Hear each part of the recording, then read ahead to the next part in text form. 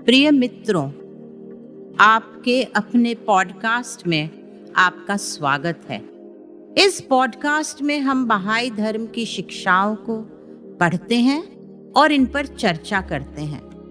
आज मैं एक बहुत ही खास दिन, पवित्र दिवस के लिए बहुत ही विशेष प्रार्थना साझा करने जा रही हूँ। हम लोग इस प्रार्थना को बाब और बहाउला से जुड़े पवित्र दिनों में पढ़ते हैं।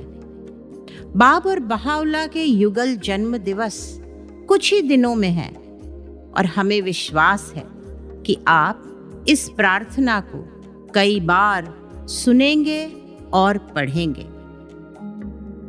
बाब का जन्म दिवस, उसके नाम पर जिनका आज जन्म दिवस है, वह जिसे ईश्वर ने अपने नाम उस सर्वशक्तिमान सर्वस्नेही का अग्रदूत बनाया है।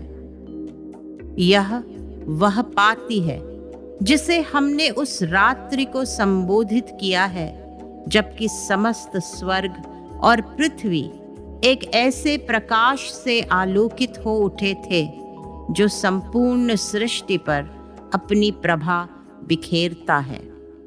सौभाग्यशाली है तू हे रात्रि, क्योंकि तेरे माध्यम से ईश्वर के दिवस का जन्म हुआ था। वह दिवस जिसे हमने नामों के नगरों के निवासियों के लिए मुक्ति का प्रदीप, अनंतता की कर्म भूमि के शूरवीरों के लिए विजय का प्याला और समस्त सृष्टि के लिए हर्ष और आनंद का उदय स्थल नियत किया है।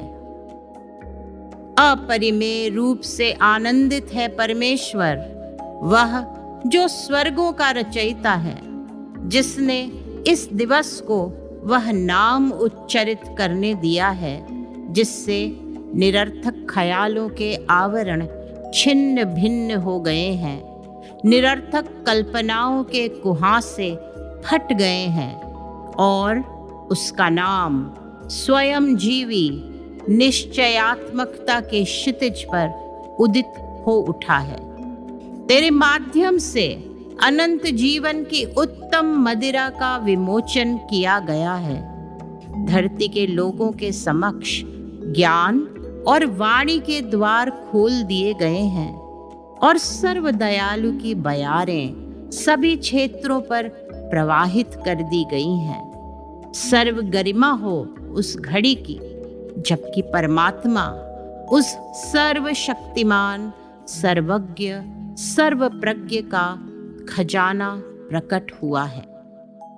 हे धरती और स्वर्ग के समूहों, यह वह प्रथम रात्रि है जिसे ईश्वर ने उस द्वितीय रात्रि का संकेत बनाया है जब उसका जन्म हुआ था, जिसकी कोई भी प्रशंसा उसका पर्याप्त गुणगान नहीं कर सकती और कोई भी गुणालंकार उसका विवरण प्रस्तुत नहीं कर सकता।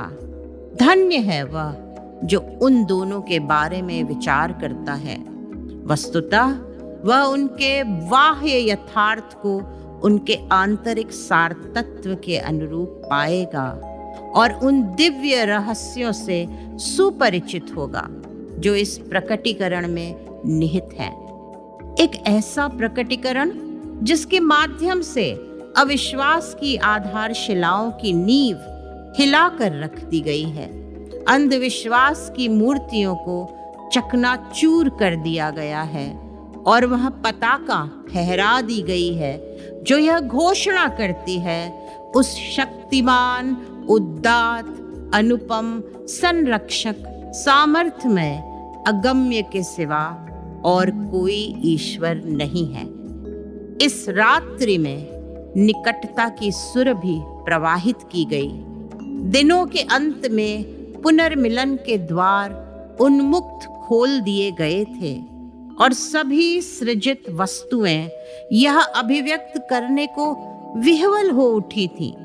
साम्राज्य ईश्वर का है, वह जो सभी नामों का प्रभु है, जो पूरे विश्व को समेट लेने वाले प्रभुत्व के साथ अवतरित हुआ है।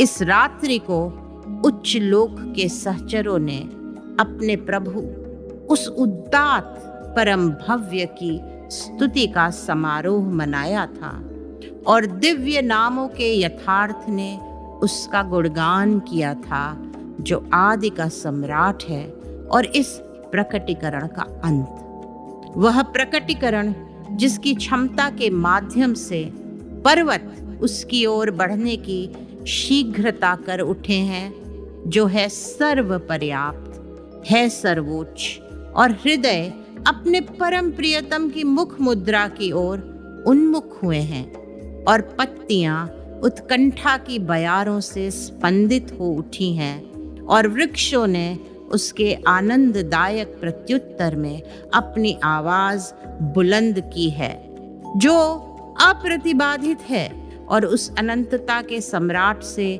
पुनर्मिलन की उत्कंठ अभिलाषा में संपूर्ण पृथ्वी कांप उठी है। और इस शक्तिशाली नाम में प्रकटित उस प्रच्छन्न शब्द के माध्यम से सभी वस्तुओं में नव जीवन का संचार हो उठा है। हे उस सर्व कृपालु की रात्रि, वस्तुतः हम तुझ में मात्र ग्रंथ के दर्शन करते हैं। यह एक ग्रंथ है या कोई नवजात शिशु नहीं।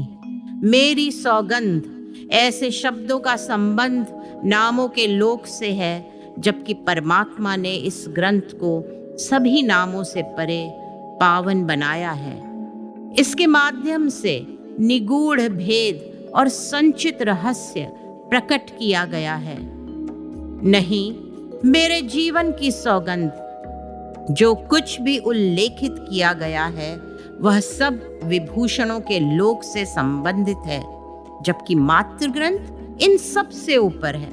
इसके माध्यम से उन सब के ऊपर ईश्वर के सिवा और कोई ईश्वर नहीं है के प्रकटीकरण प्रत्यक्ष हुए हैं। नहीं, हालांकि ऐसी बातों की घोषणा सबके समक्ष की गई है, लेकिन परमेश्वर के आंकलन में उन्हें सुन सकने की क्षमता उसके श्रवणेंद्रिय के सिवा अन्य किसी में नहीं है। सौभाग्यशाली हैं वे जो अच्छी तरह आश्वस्त हैं। इस पर विस्मित विमुग्ध होकर सर्वोच्च की लेखनी पुकार उठी, हे तू सभी नामों से परे उदात्त, मैं तुझे तेरी उस सामर्थ्य की सौगंध देती हूँ जिसने स्वर्गों और धरती को परिव्याप्त कर रखा है, कि मुझे तेरा उल्लेख करने के कार्य से मुक्त कर, क्योंकि स्वयं मेरा अस्तित्व ही तेरी सृजनात्मक शक्ति के दम पर है। तो फिर मैं उसका वर्णन कैसे कर सकती हूँ जिसका वर्णन करने में सभी रचित वस्तुएं असमर्थ हैं। और इसके बाद भी मैं तेरे प्रताप की सौगंध खाकर कहती हूँ, यदि मैं उसकी घोषणा कर देती जिसकी प्रेरणा तूने मुझे दी है, तो यह समस्त सृष्टि आनंद और हर्षोन्माद से भर उठती। तो फिर इस परम ज्योतिर्मय, परम उदात्त और अलौकिक स्थल पर तेरी वाणी के महासिंधु की उत्ताल लहरों के समक्ष यह कितनी अधिक भावाभिभूत हो उठती। हे प्रभु, इस कांपती हुई लेखनी को ऐसे परम भव्य पद के महिमा विस्तार के दायित्व से मुक्त कर, और हे मेरे स्वामी और सम्राट, मेरे साथ दया का व्यवहार कर। अतः तेरी उपस्थिति में मेरे द्वारा किए गए उल्लंघनों को न देख। तू सत्य ही कृपा का प्रभु है, सर्वशक्तिशाली है, सदा क्षमाशील, परम उदार है।